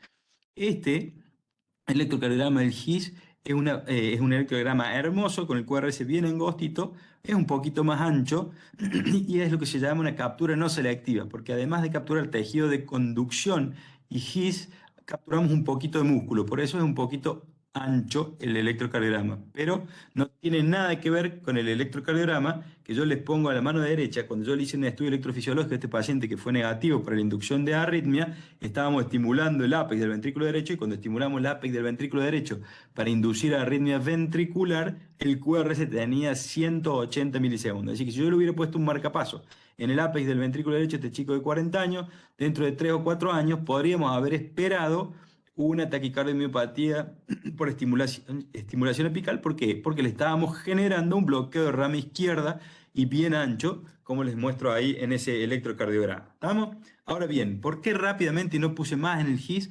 El GIS tiene una serie de limitaciones muy importantes a la hora de colocar un electrodo ahí. Número uno, el espacio anatómico en el cual tenemos que apuntarle nosotros al electrodo para fijarlo es realmente muy pequeño. Eso hace que el éxito del implante, si bien las guías mencionaban un 90%, sea mucho menor que el éxito cuando nosotros implantamos un electrodo, por ejemplo, en el ápex del ventrículo derecho. Tenemos que trabajar mucho más. El área donde tenemos que poner, además de ser muy pequeña, ustedes recuerden que el GIS sale del nódulo auriculoventricular que se encuentra en el tercio superior del septum interauricular. A nivel del aspecto superior del septum interauricular, recuerden que la válvula tricúspide se inserta por debajo de la válvula mitral, por tanto, el GIS que atraviesa el septum membranoso pasa de la aurícula derecha al ventrículo izquierdo en ese lugar. Entonces, nosotros tenemos que apuntarle a ese lugar. Ese lugar prácticamente tiene poquito o nada de músculo, es el septum membranoso, es una vaina. El GIS está recubierto por un tejido fibroso que lo protege, por tanto, la estabilidad del catéter al ponerlo en ese lugar donde no hay mucho músculo para agarrarse es muy pobre. Como el GIS está recubierto por una vaina, la cantidad de energía que necesitamos para estimularlo es mucho más alta, por tanto, los umbrales de captura son más elevados. Se ha demostrado que con el largo plazo, en una mayoría de los pacientes con estimulación en el GIS, ese incremento, ese umbral alto va incrementándose y esto va en detrimento de la duración de la batería. Por otro lado, si están poniendo un electrodo que está en el GIS, está tan cerca del ventrículo como de la aurícula, entonces puede generar lo que se llama crosstalk o detección cruzada que les había mencionado el doctor Caero, es decir, tenemos el catéter en el ventrículo, pero tenemos tan cerca de la aurícula que puede censar la actividad auricular e interpretarla como ventricular y por tanto dejar de estimular, porque dice acá hay ritmo, ¿estamos? Entonces eso puede ser un problema. Y los mejores resultados obviamente requieren de implantadores muy experimentados. En mi caso particular, vuelvo a reiterarles, yo rápidamente luego de estos dos casos, en los que afortunadamente me fue bien a la hora del implante. Uno de los pacientes no fue mal, pero rápidamente mudé a la rama izquierda. ¿Y por qué? Porque la rama izquierda, ustedes pueden capturarla, o el tejido de conducción el sistema de conducción de la rama izquierda, pueden capturarlo a lo largo prácticamente de todo el septum interventricular. Lo ideal es realmente no irse hacia el ápex, pero entre el tercio proximal y el tercio medio del septum interventricular, ustedes van a ser capaces de capturarlo. Y esto ha demostrado excelentes resultados.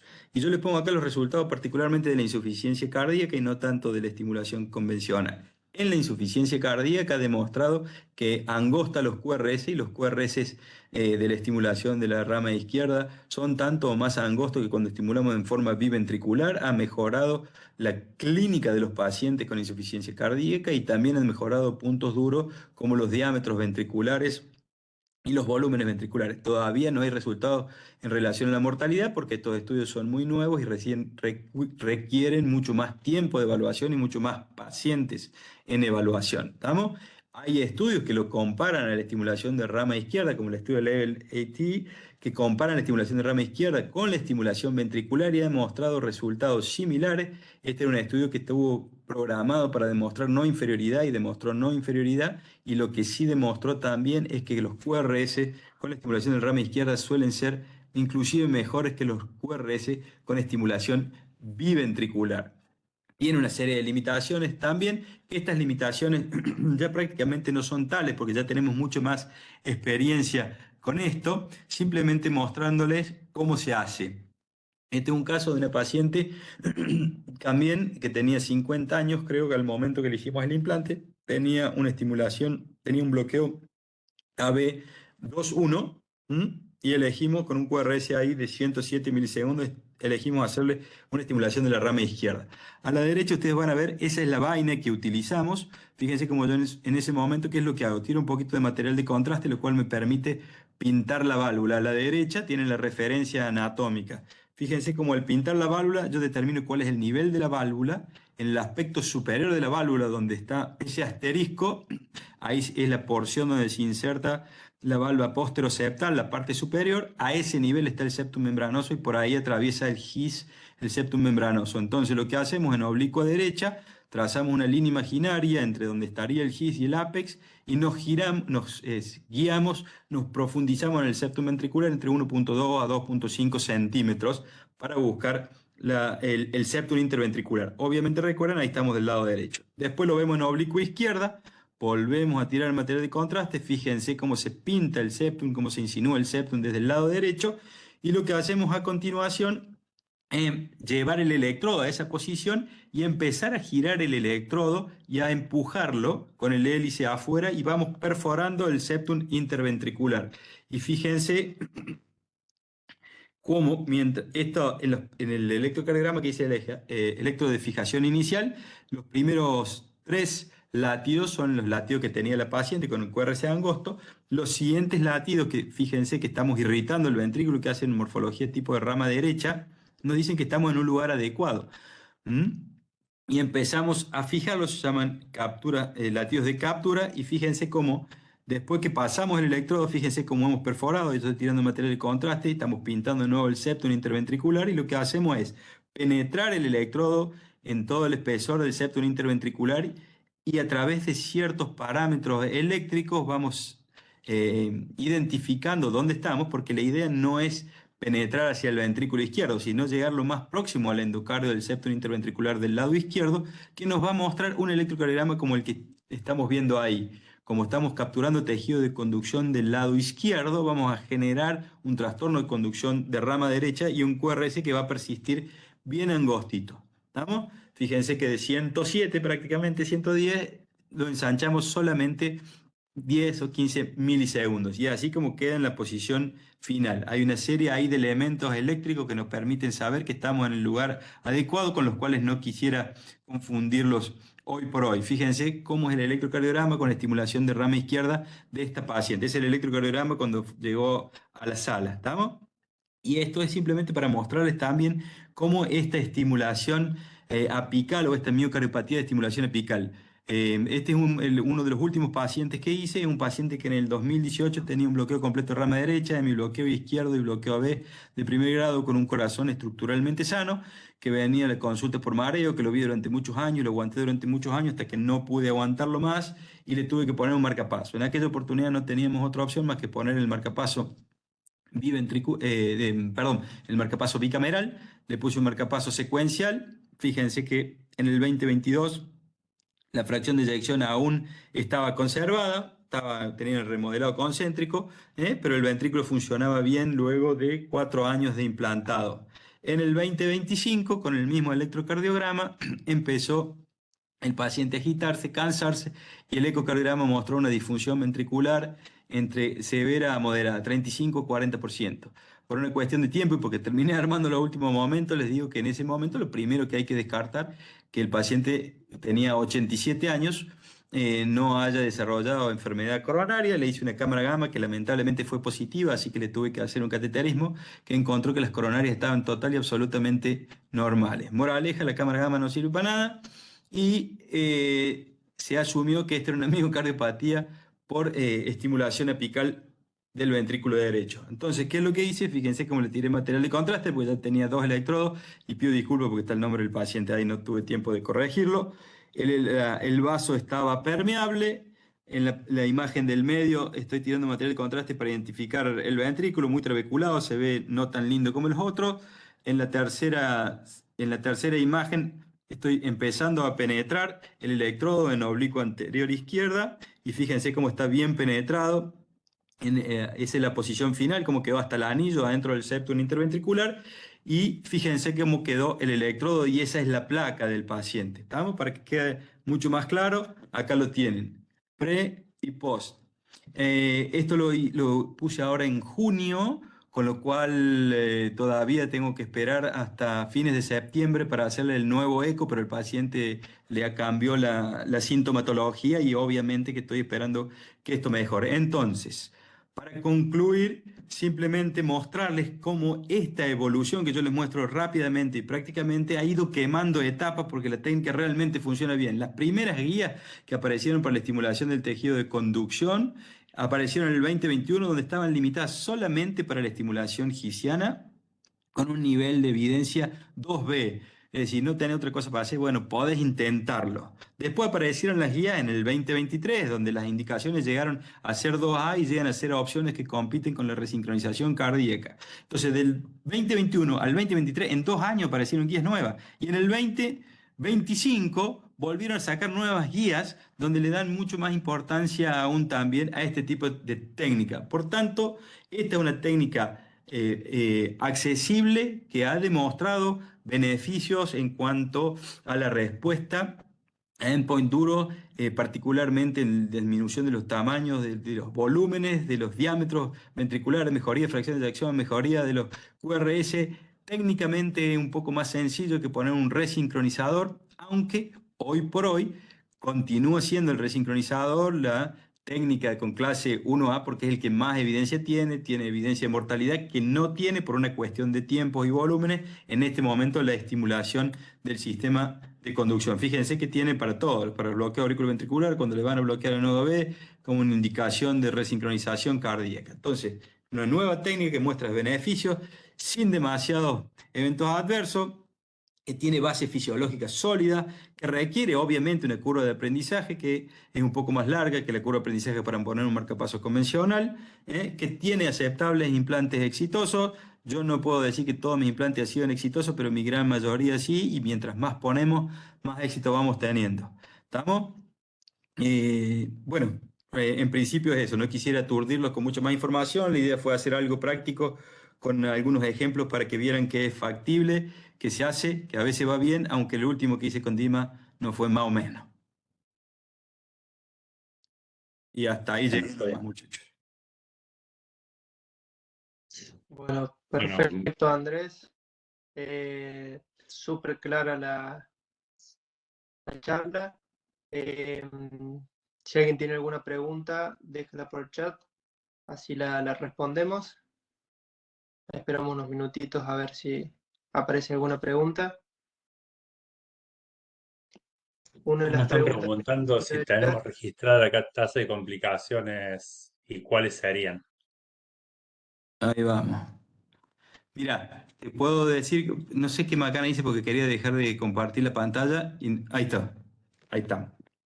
Bueno, la tasa de complicaciones para el implante es similar a la tasa de complicaciones para un implante de un marcapaso convencional hoy por hoy. Yo personalmente estoy juntando los datos de todos los implantes que estoy haciendo, no tengo información definitiva hoy por hoy, pero la tasa de complicaciones es particularmente similar, no mucho mayor a la tasa de complicaciones para un implante convencional. ¿Qué problemas podemos tener con el implante de estos dispositivos? Podemos perforar el septum interventricular y irnos al ventrículo izquierdo. En general no pasa absolutamente nada. Me ha pasado en 2 o 3 oportunidades. Lo único que se hace es se saca el electrodo del ventrículo izquierdo y se vuelve a reposicionar en un nuevo sitio. ¿qué otras complicaciones? A veces, si la técnica para el implante no es la técnica adecuada, vos podés disecar al septum interventricular y te vas para arriba y podés tirar material de contraste y ves las venas septales. A veces podés perforar una coronaria, que lo vi en una situación que estaba actuando como proctor y le dije, saca eso ya de inmediatamente. O sea, vi una coronaria que después drenó en el seno coronario. Ese realmente me asustó. Se sacó y no pasó absolutamente nada. Em, ¿Qué otras complicaciones? Habitualmente cuando ustedes ponen la rama izquierda, los parámetros de funcionamiento del electrodo son tal cual los parámetros de funcionamiento del electrodo en el ápice del ventrículo derecho. Por tanto, los umbrales son bajos, las impedancias son buenas. Eso anda muy bien a diferencia de lo que es el GIS. Lo que no tenemos, obviamente, es información a largo plazo, cómo van a responder los electrodos. Ustedes piensen que ese electrodo no es un electrodo diseñado para estar comprimido en el septum interventricular, así que no sabemos qué longevidad van a tener o cómo se van a comportar a largo plazo. ¿Qué más?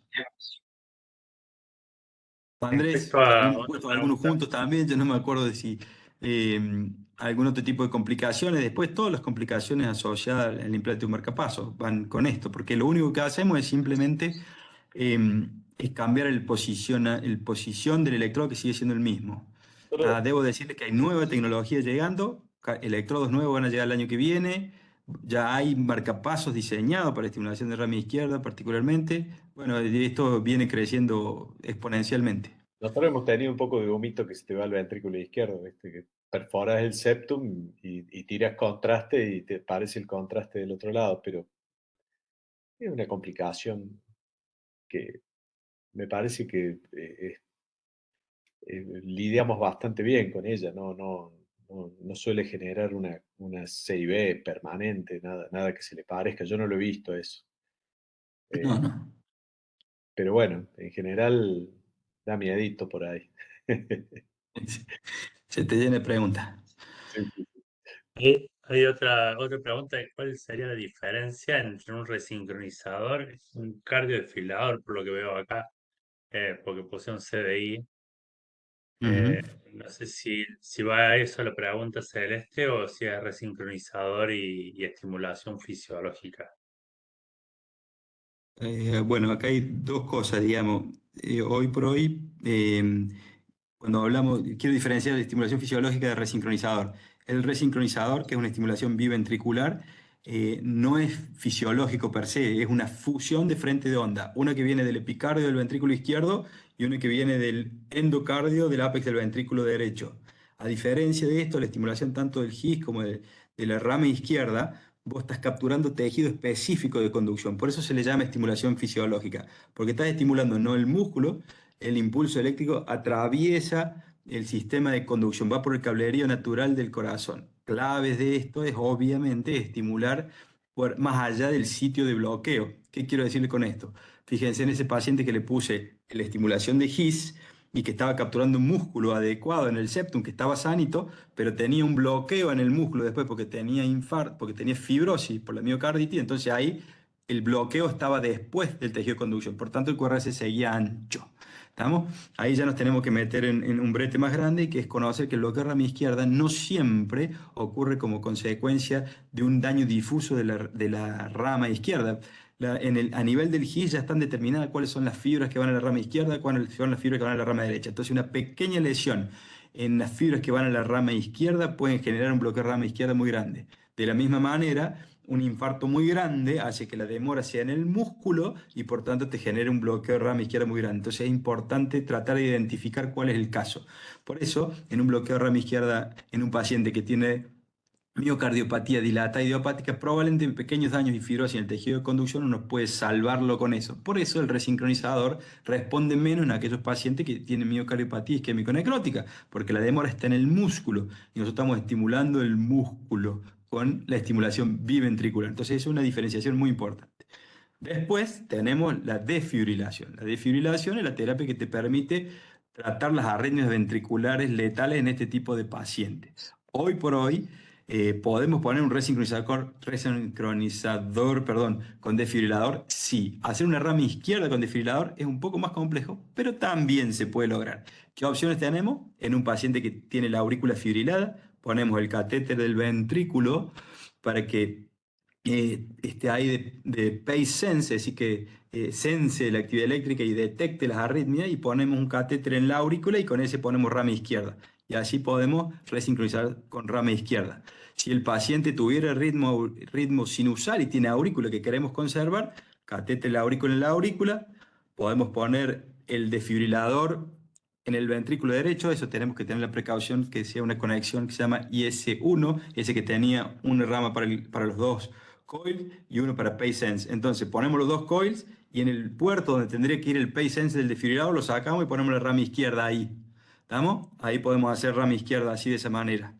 Es decir, que hay un montón de cosas detrás de esto. Por eso yo no quería hacer una charla un poco más práctica para que supieran que existe la tecnología, que está disponible, que se hace en todos los centros en Córdoba, que hay mucha gente que ya lo está haciendo.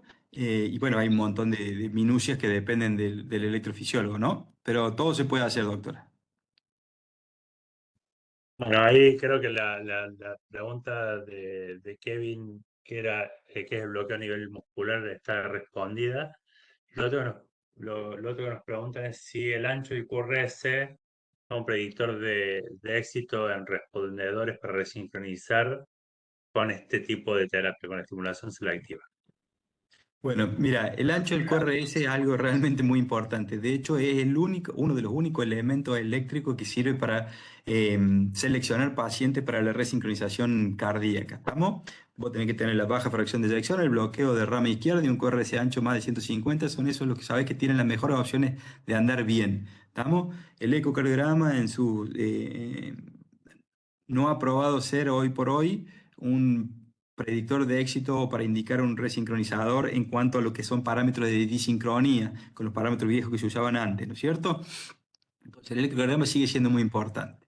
Obviamente que hay ciertos indicadores y marcadores del electrocardiograma post-resincronización que te sirven para ver qué pacientes probablemente van a tener éxito.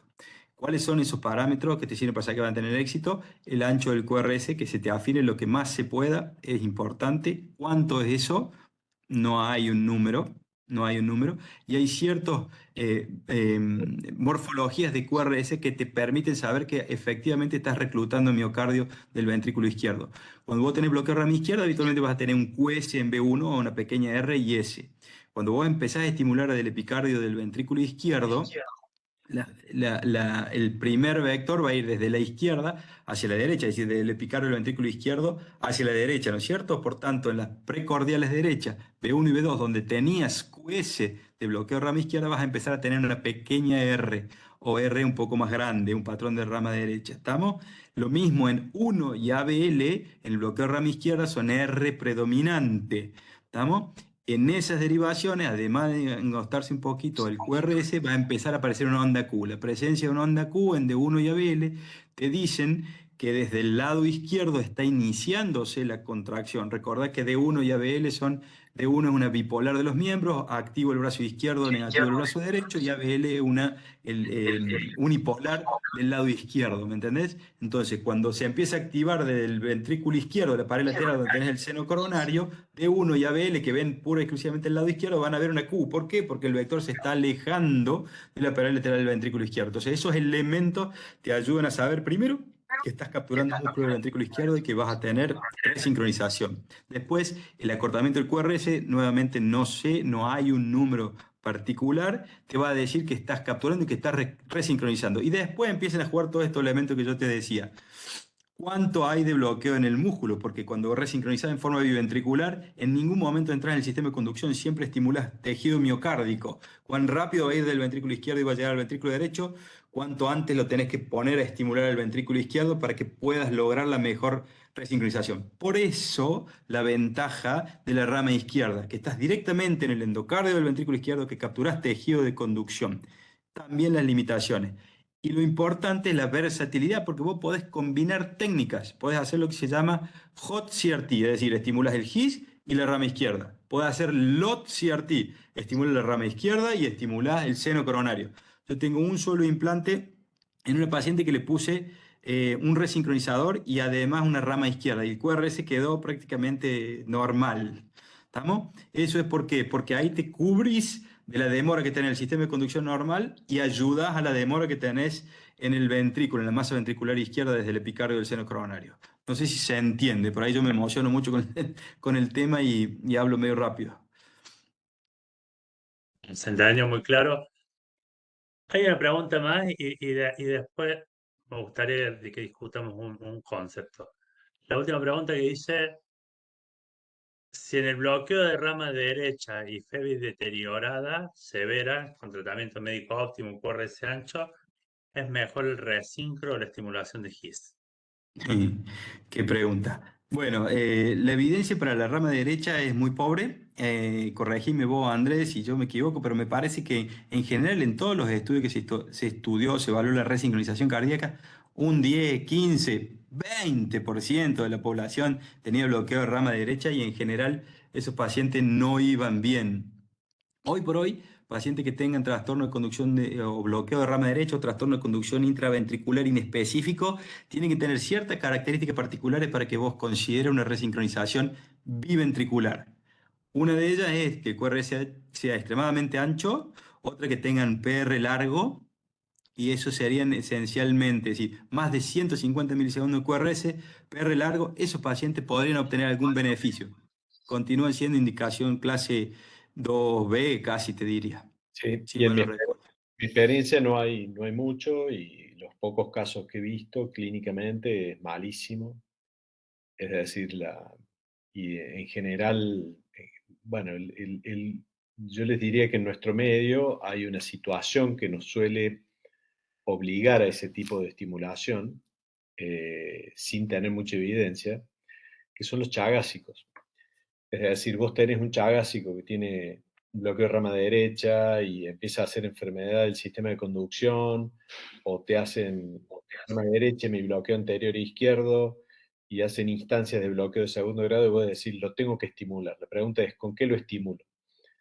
El tema es que si le ponemos un marcapaso DDD convencional, y muy probablemente le provoque disincronía y entonces, en ese caso, la indicación del resincronizador es una terapia antibradicardia para evitar la disincronía que te daría la estimulación única del ápex del ventrículo derecho. Entonces, ahí en ese caso quizás tenga un poco más de indicación, pero sin evidencia, la estimulación de la rama izquierda, o la resincronización, lo que técnicamente estés más en condiciones de darle al paciente, eh, pero sin mucha evidencia, diría yo. En los estudios que se hicieron inicialmente, el KERRY-CHEF y todo eso, los pacientes con bloqueo de rama derecha no andaban mejor con la resincronización. No, Eh, no, claro. o no. O sea, la resincronización casi exclusivamente está destinada a pacientes con bloqueo de rama izquierda con QRS mayor de 150, porque incluso en los que tienen menos de 150 tampoco anduvo tan bien. Porque eso depende del sesgo que tenga el electrofisiólogo para medir el QRS. Yo he visto cada invento, digamos, pacientes con QRS de 110, un trastorno, bloqueo incompleto de rama izquierda, ya le indicaban resincronización, ¿viste? Es complejo el tema, es complejo, pero el concepto principal para mí es este, que hay algunos pacientes en nuestro medio, los chagásicos, en los cuales miocardiopatía dilatada con bloqueo de rama derecha, vos estás obligado a resincronizarlo a pesar de que tenga un bloqueo de rama derecha cuando te apura la necesidad de estimulación antibradicardia. Es decir, antes que ponerle un marcapaso convencional, y bueno, le ponemos un resincronizador o le estimulamos la rama izquierda. Eso es una opción. Así es. Bueno, sí hay una pregunta que quiero hacer, que tiene que ver con que estamos encarando siempre la estimulación del GIS contra resincronización, cuando tenemos que hablar hoy que la estimulación del GIS es mejor que la de la punta, porque terminamos equiparando la estimulación fisiológica a tratar de responder a estos pacientes que tienen insuficiencia cardíaca. Y nosotros, los pacientes que no tienen insuficiencia cardíaca, también tienen indicación de estimulación de GIS. Y hoy, en este momento, creo que te estamos transmitiendo como electrofisiólogos un concepto distinto, una alternativa a la resincronización con esta estimulación de GIS. y no entender que estimular la punta es malo. ¿Ah? Y creo que eso es un concepto que, porque todas las preguntas fueron por ese lado, es ¿qué hacemos con el que tiene QRS ancho y que tiene disfunción ventricular, FEBI deteriorada? Y creo que tenemos que pasar al otro concepto de que tenemos que dejar de estimular la punta y empezar a estimular fisiológicamente, Sí, Estoy totalmente de independientemente de la acuerdo. inyección. ¿Mm? Totalmente de acuerdo, Dima. De hecho, lo que quería decirte es siempre cuando vos en medicina ves qué técnica buscas, cuál es la técnica ideal, si vos pensás en un marcapaso, tiene que ser que estimule el corazón, que responda a las necesidades fisiológicas, cronotrópicamente, que te dé todo para cumplir la demanda metabólica, que sea un QRS igual y que represente lo mismo que lo fisiológico. Si vos partís de ese punto, la técnica ideal es la estimulación del GIS o de la rama izquierda, si se quiere, más el GIS que la rama izquierda. ¿Estamos? Eso sería lo ideal. Y creo que eso va a ser el futuro.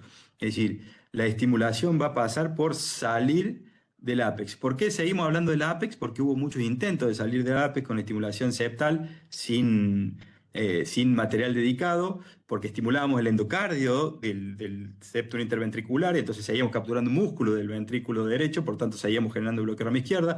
Pusimos para estimular en el tracto de salida también, y todos esos estudios no dieron buenos resultados. Los buenos resultados vienen a partir de tener herramientas adecuadas para implantarlo en el lugar adecuado e identificar cuáles son los criterios eléctricos que nos ayudan para saber que estamos en el lugar adecuado. Por eso yo creo que es tan interesante esto, porque esta es, digamos, la electrofisiología se ha dividido, los electrofisiólogos y los marcapasólogos. Esta es una unión de todo, porque vos tenés que estimular y además tenés un montón de criterios electrofisiológicos del electrocardiograma que vos tenés que analizar en el mismo momento que estás implantando para decir, acá estoy bien, acá estoy mal, hemos tenido un buen resultado. ¿Estamos? Entonces esta es la combinación perfecta de la electrofisiología para mí. en otras palabras, estamos haciendo todo lo posible para que ningún cirujano pueda poner un marcapaso.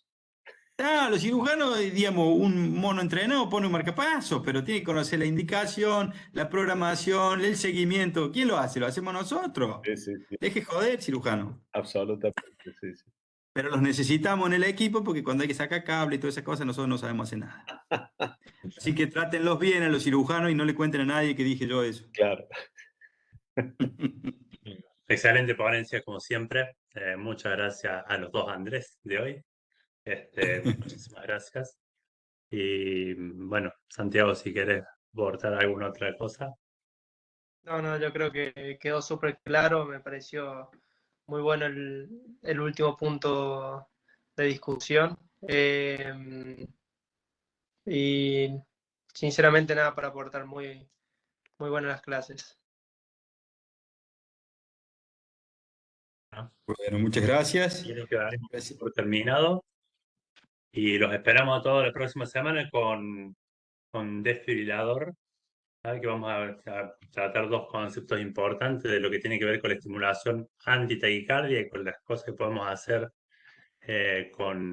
no solamente con la antibradicardia, que fue como nació esto, sino ahora con las arritmias ventriculares malignas y la prevención de muerte súbita. Y eso será la próxima, así que los esperamos a todos. En la misma batidora y por el mismo Vaticanal. Hasta luego. Gracias. Bueno, Gracias, gracias. muchísimas gracias a todos los que participan. Hasta luego. Hasta luego.